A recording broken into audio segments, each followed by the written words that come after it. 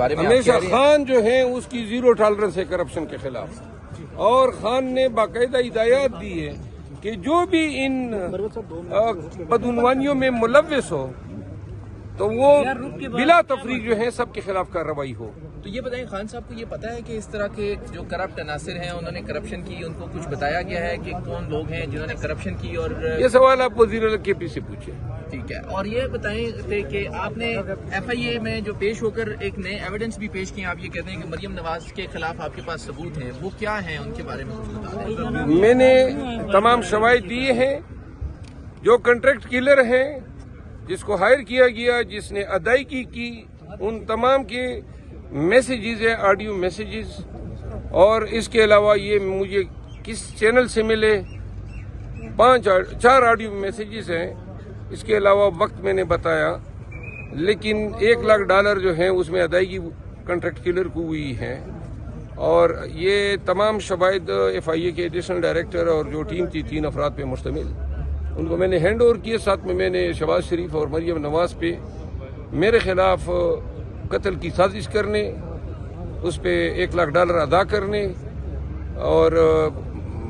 Target colours کو higher کرنے کے مقدمے کی اندراج کے لیے ایف آئی آر کرنے کے لیے درخواست دی ہے۔ اچھا سر، آفٹر تھریٹ آپ نے اپنی سیکیورٹی میں اضافہ کیا ہے؟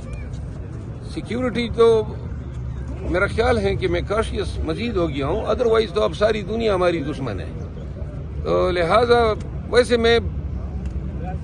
دشمندار آدمی ہوں اور 2012 سے میں دشمنیوں کا شکار ہوں، تو لہذا میں ہر وقت اپنی سیکیورٹی۔ اچھا سر، مریم نواز صاحبہ آج کل کوڈ بتائیے گا کے پی میں کرپشن کے حوالے سے یار ابھی بات سوال کا جواب دے دیا نا میں نے۔ جی اچھا، کوٹ لکھپت جیل جو ہے وہ مریم نواز صاحبہ کی ہے، وہ بھی ہمدردی حاصل کر رہی ہیں، آپ کیا سمجھتی ہیں کامیاب ہو جائیں گی کوشش میں؟ کوٹ لکھپت جیل میرا خیال ہے ان کے جانے کا مقصد جو ہے نا، وہاں ہماری خواتین ہیں، جی وہاں گورنر صاحب ہیں، وہاں اعجاز چودھری صاحب ہیں، جی میرا خیال ہے پاکستان میں ان کو یہی جیل نظر آ گیا، صرف ان کو تاؤ دلانے کے لیے،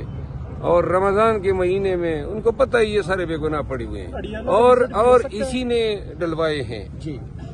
اسی خاتون نے ڈلوائے ہیں، اس کے باپ نے ملی بھگت کر کے سارے بے گناہ ہیں۔ اور 23 مارچ کو جلسے کا اعلان خان صاحب نے کیا تھا، ہم نے آج اور کل گفت و شنید کے بعد یہ ڈیسائیڈ کیا ہے کہ خان صاحب کو کہیں گے اور عوام کو بھی کہیں گے کہ ہم یہ جلسہ، کیونکہ اس میں ڈی سی کو درخواست دی ہوئی ہے، ابھی جی آج پہلا دن ہے، جی اور عدالت ہم اگر کل چلے جاتے ہیں جی تو فیصلہ ہوتے ہوتے 23 مارچ آ جائے گا۔ ہم چاہتے ہیں کہ 5-6 دن ہمارے پاس ہو لوگوں کو بلانے کے لیے اور لوگ کنفرم ہو جائے، تو لہذا ہم اس جلسے کو 30 مارچ کو رات 10 بجے جو ہے لے جا رہے ہیں۔ 3 مقامات ہم نے دیے ہیں، جی ڈی چوک، F9 پارک اور پریڈ گراؤنڈ۔ آپ سمجھتے ہیں ڈی سی صاحب اجازت دے دیں گے آپ کو؟ نہیں، ڈی سی تو وہ زمانے تھے جو صاحب ہوا کرتے تھے، جی جی بالکل، اب تو سارے غلام نبی بن گئے ہیں۔ مروت صاحب میں کسی ڈی سی نے ہمیں کس چیز کی اجازت، پورے کنونشن میں جو ہے پاکستان بھر میں کسی ایک ڈی سی کو توفیق اللہ نے نہیں دی، اور نہ ہمیں کسی جھنڈا اٹھانے کی، کنونشن کرنے کی، ریلی کرنے کی۔ جدھر ہم گئے ہیں، ابھی گزشتہ دن اسلام آباد میں ہم نے احتجاج کیا، اس کا بھی پرچہ انہوں نے کاٹ دیا، پرچوں پہ پرچے۔ ڈی سی او سے تو سرے سے